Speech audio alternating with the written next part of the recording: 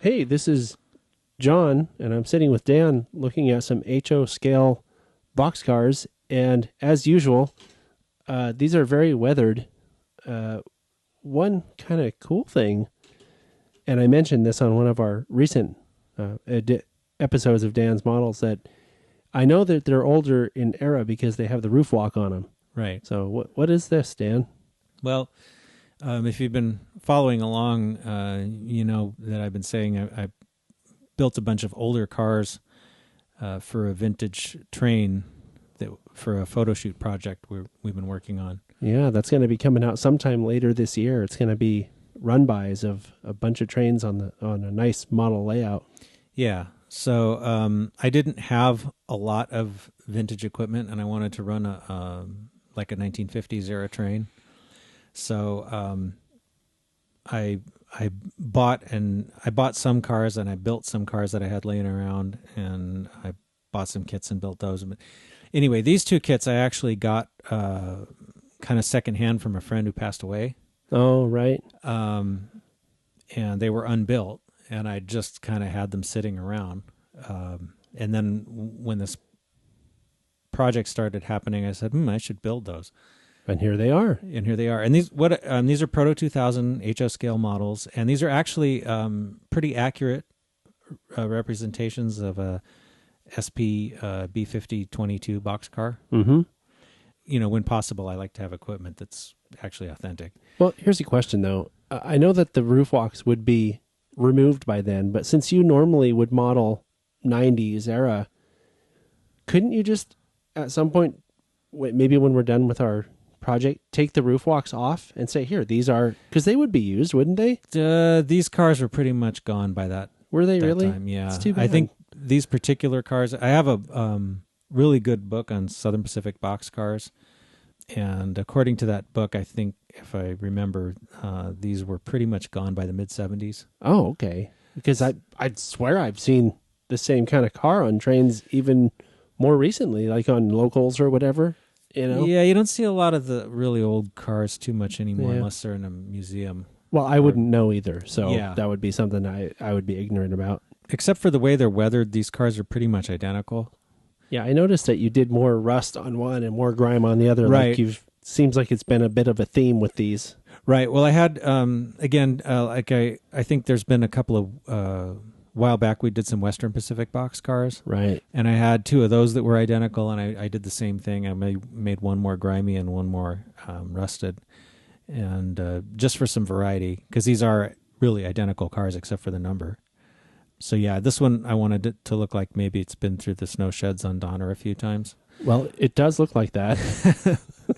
Although behind a dirty cab forward, right? Yeah, well, the other thing though is that because these are supposed to be vintage cars back in the day, I purposely didn't make them look too decrepit. Mm-hmm. You know, just wanted them to be dirty but serviceable looking. You know, kind of like hardworking but well maintained rolling stock. I had a whole little monologue about that on one of our recent episodes of Dan's models about how they would have looked new when they were being used. So right. So it's okay if they don't look like they've been sitting on a siding for 50 years. Right. So anyway, these are actually pretty nice models, and they have separately applied grabs and ladders and all that kind of good stuff. I did change the roof walks to Plano parts.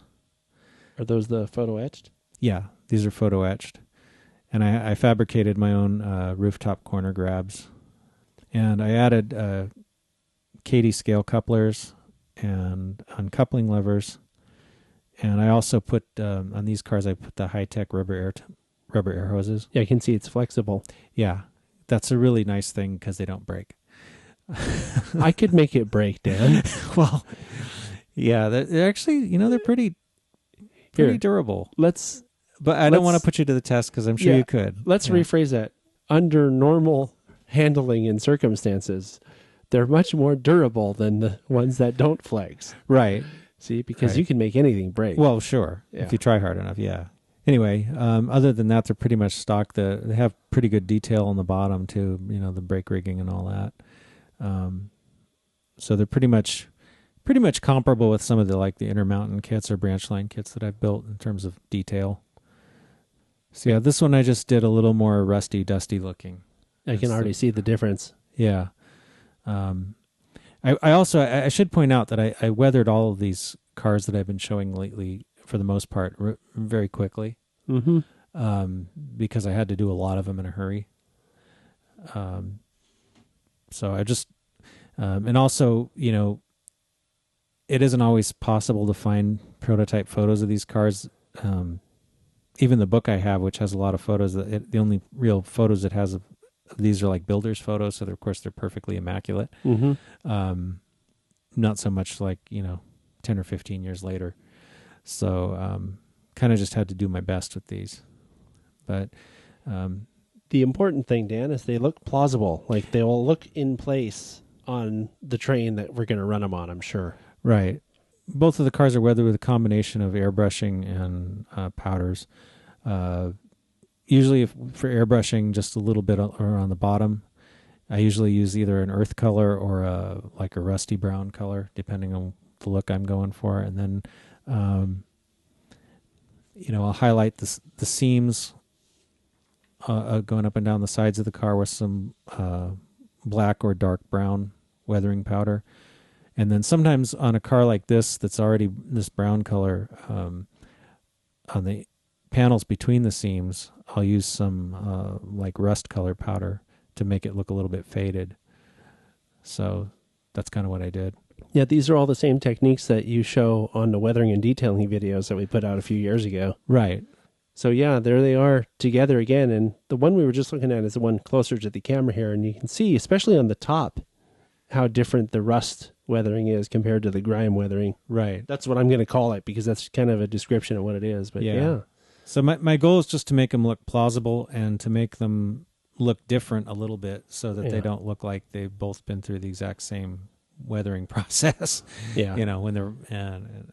I'm trying to, I'm putting together a whole train of cars and I want them to look sufficiently different so that there's some variety in the train, basically. Yeah. And the thing is, it's kind of, especially compared to some stuff that you might see more recently, with tagging and all this other vandalism crap on it, these look like working cars that aren't too beat up. Right. That was the whole idea. Yeah. And as with all the cars that we've been looking for the past month or so, they all look like working cars that aren't too beat up. Right. And that was what I was after with these. Yeah. And so far, everything I've seen, I can't wait. We haven't taped the video that we keep talking about yet. That's going to happen very soon as we're taping these videos. I can't wait to see these things in action on the real train. That's going to be really cool. Yeah. So anyway, all right. Hey, we'll be back next week with another edition of Dan's Models. Bye.